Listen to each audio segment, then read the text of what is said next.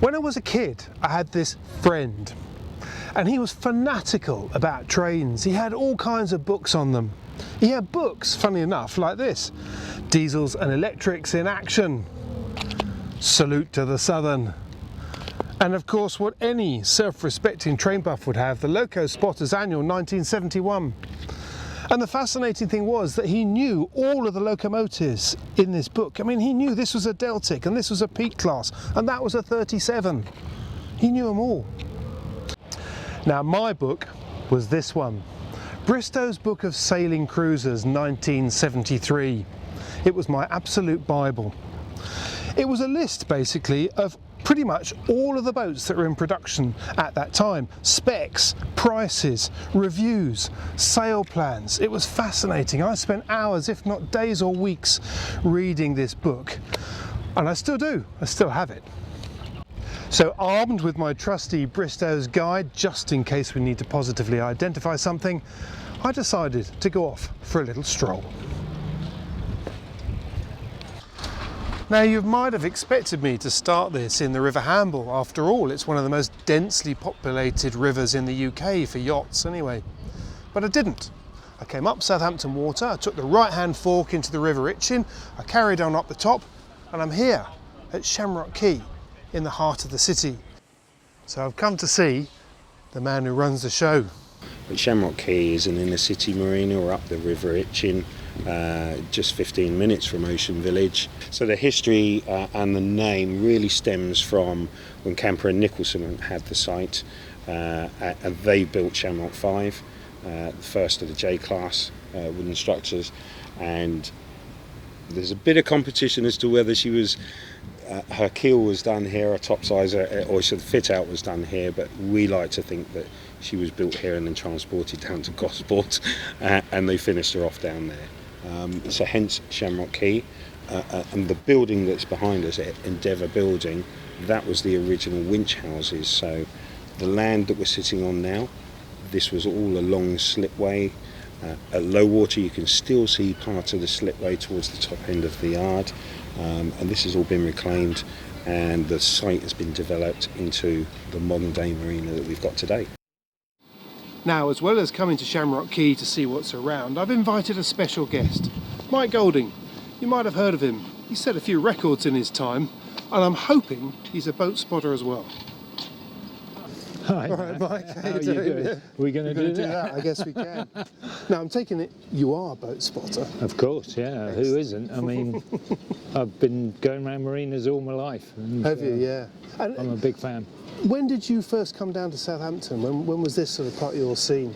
Well, I was always back and forward to the area, but really I came down with the challenge, with the original challenge race, the British Steel Challenge, in 1992, 93.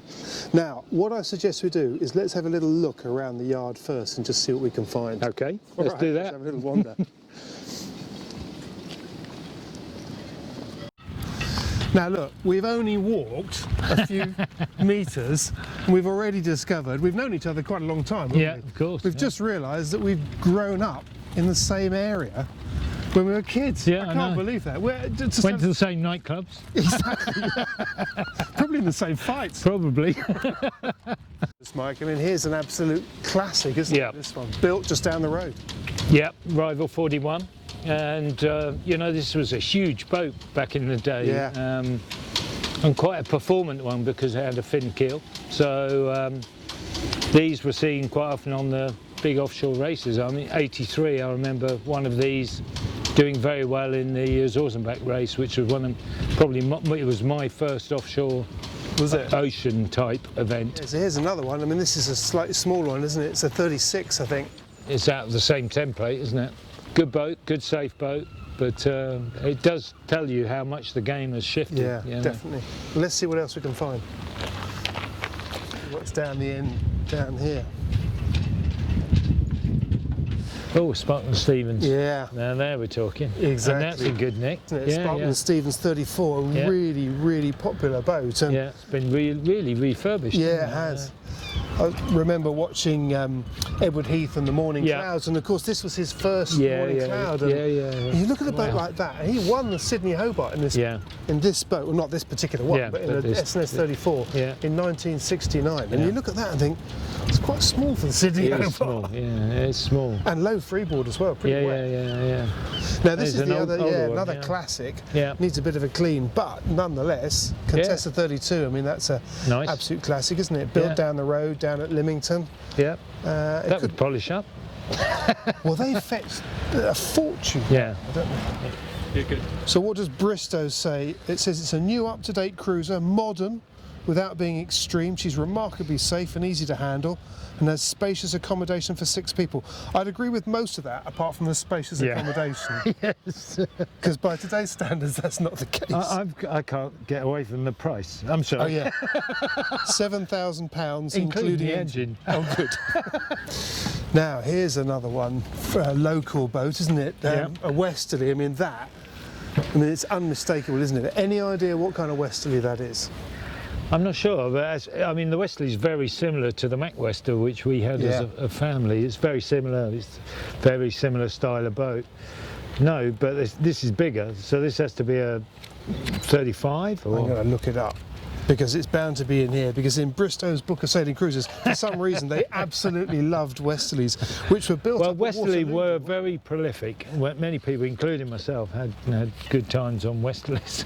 There's loads of them here. Wesley Centaur, Chieftain, These are all the big Jouster, ones. Longbow. This is what it is. I'm Yeah. sure it is. Oh, you Because, think it's the Longbow? yeah, because it's Okay. these 2 little port light windows here, Okay, give it away, and it's 31 foot.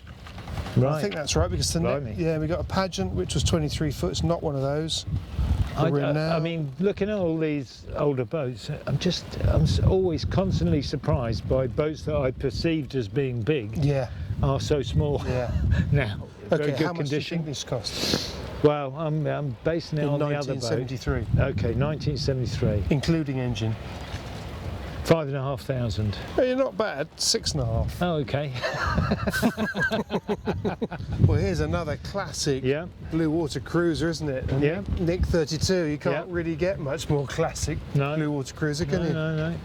Here's a testing question for a bonus point. Go Do on you know then. which model this is? Oh my God. Ah, I see. No. Is the answer. I only know because I cheated a little bit. Go on Did then. actually have a look. It's a Mark 10. Right. It was the last one that they built, and this one was built in 1979. Okay. But they had a very different, originally they had a very different coach roof, but the hull Yeah. and the underwater Is configuration it exactly remained the the same? same. Yeah. Which is obviously what made them so popular. Yeah. But I think it's a really, really good pretty boat. boat, isn't Yeah, it? pretty boat. It's quite modern as well, really. Yeah, and they look nice on the water. I mean, when you Yeah. see them out sailing, they look like proper boats. I think quite a few of these have done circumnavigations. Right, yeah. Well, a lot of these boats, the boats we've been looking at, are go anywhere boats. Well, this is now half the size of the boat that you went round the world in Yeah. each time. Yeah. Would you do it now? I would, yeah. Yeah? I'd do it because it's a great thing to do. And the fact it's going to take you 4 times as long.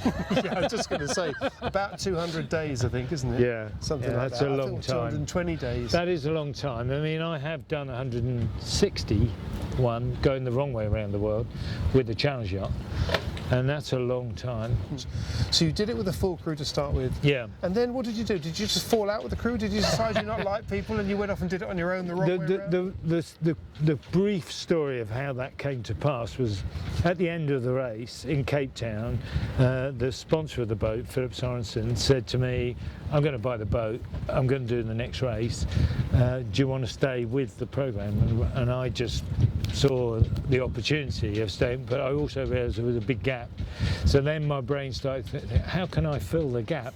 And then I thought, well, I could try for Chase Record. And the reason why it was doable was because when you train a crew, an amateur crew like that, you learn the boat better than you could ever learn a boat. So you knew where everything was, you knew every sequence to every manoeuvre, because when you're teaching sequences, you, then you, and it's all in sequence. So I imagined the whole process of sailing the boat on my own, and in fact the truth is I I hadn't actually ever been on my own before I left here. Really? I'd always had someone skulking down below or whatever, because it was such a rapid turnaround, because we got back from the first race, and in the winter of that same year I set out again to do it single-handed. You know, what comes across so strongly, just looking at the boats we've looked at, is how strong the British boat building industry was back in those days, and it was all around here, wasn't it? It's incredible. Anyway, let's head over to Saxon Wharf, just on the other side, because I think that paints a rather different picture. Okay. It's a very different yard, and I've come to meet Scott Farquharson here, who is the marine manager of here, and indeed Ocean Village as well, aren't you? That's correct, yes. This Saxon Wharf, it's very different to Shamrock Key, isn't it? It is. It's quite industrial. We lift a lot of boats. We have a 200-ton hoist, and we also do the leisure industry as well with the dry stack offering. So we can do a little bit of everything. And you've got a lot. I see you've got fishing boats, you've got ferries, you've got all kinds of sort of commercial. It's always exciting. vessels. Yes. It's never boring. Sometimes we'll have large pleasure craft that are 30, 40 metres for taking big parties out. Sometimes it's the Silk Buster, sometimes it's a fishing boat. It's quite interesting. And there are some big names here as well, aren't there? I noticed there's Oyster over in the corner. Yep. Oyster, Princess, Chris Craft, and then various and sundry support industries around it. We have a rig shop here, Riggit. We have all kinds of... Ocean safety. Ocean A lot of safety. people... Let us not forget ocean safety, yes. Yeah. So it's quite an offering that we have. Yeah, it's a proper commercial place. Yeah, as you can tell from the surroundings, this really is very commercial. But I suspect for a boat spotter like myself, there's probably still quite a bit to have a look at in the nooks and crannies. There is a little secret in that tent that's right over your Yes, shoulder. now I want to go and have a look at that. Tell us a bit about that. What's going on there? Well, that's Shamrock 5, and she's having a bit of a refit. She's a J-class boat, as you probably know and everybody will know. And she's rather beautiful, but she's in bits at the moment. Can we go and have a little look inside? Shall we? Excellent.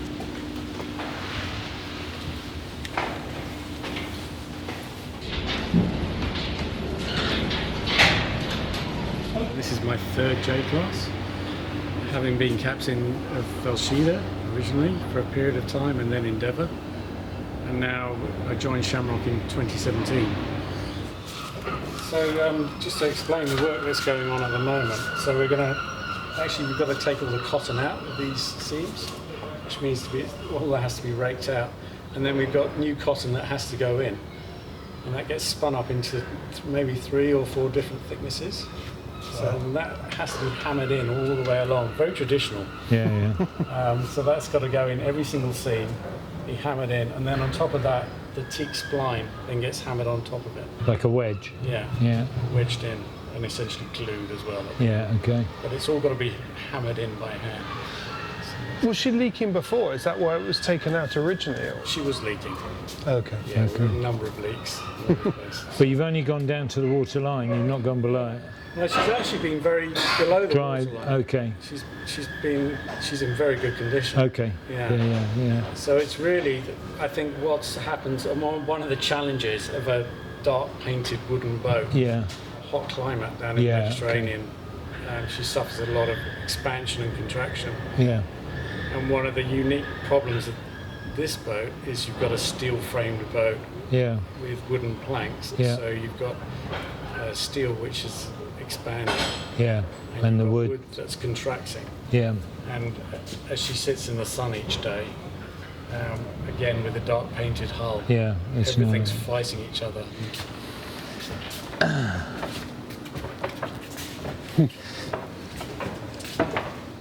Well, that was pretty impressive, wasn't it? You don't see that very often. No, and a boat like that tucked away, you wouldn't know it was there because it's behind this shed. So. Yeah. Well, every yard's got one, hasn't it? A project in the corner. And this is a project. This is a project, isn't it? It's apparently it's a 12 metre. Yeah, well, it's got the lines and the shapes. Apparently it's west wind. Okay. So we're told. I mean, it looks like a lot of work, doesn't it, Mike? But yeah, but fundamentally the shape of the boat's still there. It's not sagging over its posts or anything like that. But yeah, it's a hell of a project. I mean, but it's a beautiful thing. It is. Someone with the right amount of love and time and money. A small version of the J, almost a weekend project. Well, yeah, in comparison maybe, but it is beautiful. It'd be nice to see it sailing again. Yeah. Well, I'm not sure I'm even going to bother looking up West Wind. I don't think it's going to be in Bristow's Book of Sailing Cruises, really. It doesn't quite qualify. But I think we've sort of done it justice a bit. Thank you very much for joining me, Mike. It's been my pleasure. It's been my pleasure. I've thoroughly enjoyed it. And yeah, good to know that we actually came from the same neck of the woods originally. Who would have thought that? There we go. There's lots of yarning to go on about what happened back in the day. Anyway, well, it's been good fun to do, and it has just proved once and for all that I wasn't a train spotter after all.